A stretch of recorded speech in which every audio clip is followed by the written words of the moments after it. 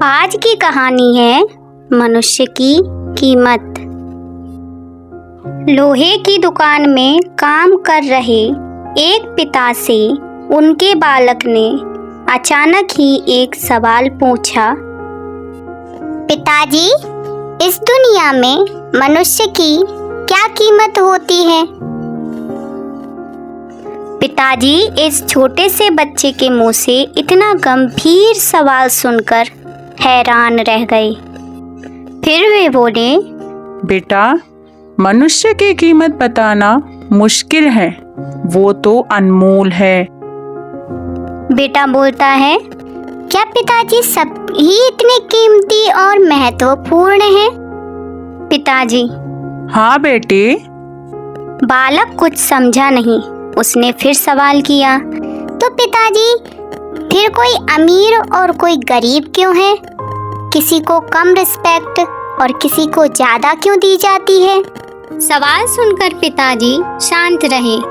फिर उन्होंने बालक से स्टोर रूम से लोहे का रोड लाने के लिए कहा। रोड को लेकर पिताजी ने बोला, बताओ इसकी क्या कीमत होगी? 200 रुपए। पिताजी बोलते हैं, अगर मैं इस रोड का काट कर इसकी छोटी छोटी कीलें बना दूं, फिर इसकी कीमत कितनी हो जाएगी? बालक थोड़ी देर सोच समझकर बोला, फिर तो इसकी कीमत ज्यादा हो जाएगी, लगभग 1000 रुपए। और अगर मैं इसको काट कर घड़ी के छोटे छोटे स्प्रिंग बना दूं तो?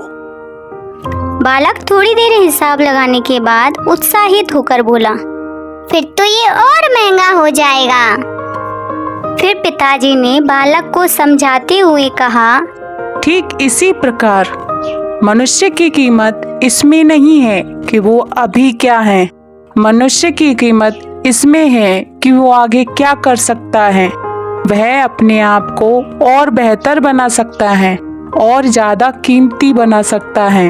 इतनी बात सुनकर बालक समझ चुका था।